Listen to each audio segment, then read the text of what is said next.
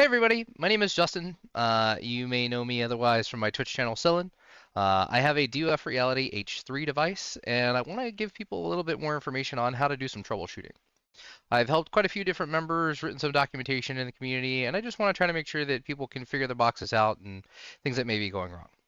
So first and foremost, head over to the DOFRealityTools.com/tools.zip. You're going to need that DOFReality Tools package if you're having problems with your box. If you aren't sure whether or not something is wrong with the motors or the encoders or the control box, you're going to need to go ahead and open up the device manager and figure out what COM port you have. Then what you're going to need to do is you're going to need to open up the tools, edit the SMC3Utils.ini, and set the COM port to the right port, and then you will have the Windows SMC3 utility that you see here. Let me explain what these lines are. The red lines here are the limits. So you'll see here that if I go step 50, see how those limits moved? That's basically the clipping point for information to the box. So that way it doesn't go beyond those points. Otherwise, it'll basically turn off the motors and your motors will say off. So if you come in here and your motors say off, it's because the box thinks that it's in somewhere that it shouldn't be, and then it'll cause damage if it tries to move. So make sure that the green line moves within the appropriate spaces in between here and here. The yellow line right here represents the signal that's being sent to it. The signal being sent to it right now is move up, but the box is turned off. So I'm going to reach down here, and now my box is on. So as the box turned on, it moved to position, and the encoder line moved to the blue line, where it's being commanded to be sent. And the power being sent to it went down until it got to a good position. But if I lean, for example, to that side, it takes more power to keep it there. So that yellow line will go up. This is how you can tell if your unit's in balance or not. For example, my unit is much more heavy on the right side, so you'll see that mine's actually constantly using power there. And after about 2.5 hours, it's lightly warm, but still totally within tolerance for me. But you may want to counterweight your unit or go through things like that just to see if your unit is well in balance. But again, we're focused on bigger issues right now.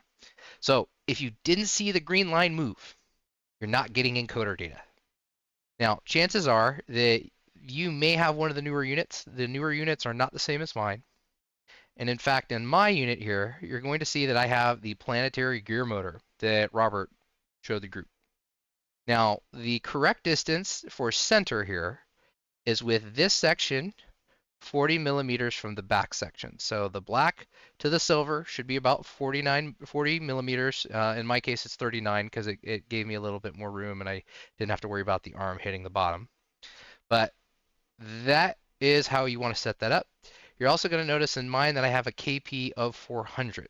This is much higher than what DOFReality has on their original motors, just simply because I can run these motors at a lot torqueier number, and I don't care if they break. If they do, they're $80, and it doesn't bother me. But at the end of the day, we want to make sure that this box can move correctly. So let's talk a little bit about tuning and how we can test things.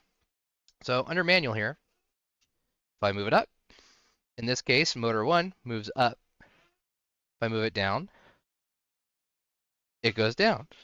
So it will follow your mouse depending on what you have it set to or where you're commanding it to go. I want to also point out that motor 2's input is reversed. If I come down, the unit moves up, versus up, the unit moves down. So do keep that in mind. And it does move pretty darn quick. Well, let's go to what's called a sine test. A sine test, the whole unit will move up and down in an oscillating sine pattern. And what you'll see is that this green line and the blue line should be relatively close to each other. If these lines are not relatively close to each other, then there's probably something wrong. Now, we can choose to change the settings here. For example, if I were to bring this down a little bit closer to what DOFReality recommends, we'll give it a little bit of time to kind of work that out. But you'll see that it doesn't quite follow as closely because it's not actually commanding it there to go as hard. Now, what you set your settings to on your box is entirely up to you. I don't know what the max limitations of the DOFReality motors really are. So I know that I choose to run mine at 400 with these planetary motors, And that gets me very, very close versus prior to.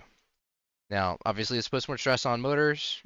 You may choose to run these again just with different tunings. For example, you may run with different FPID, KI, KD, and KS. And I really recommend that you read the SMC3Utils information to understand more about what that does.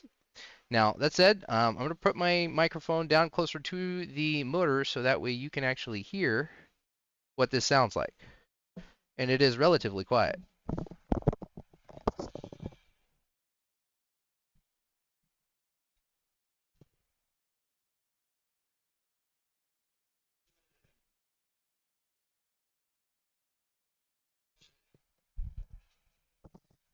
Now, that's not to say that during fast motions that this isn't loud. So we're going to go back to manual, and you'll note that my unit stopped.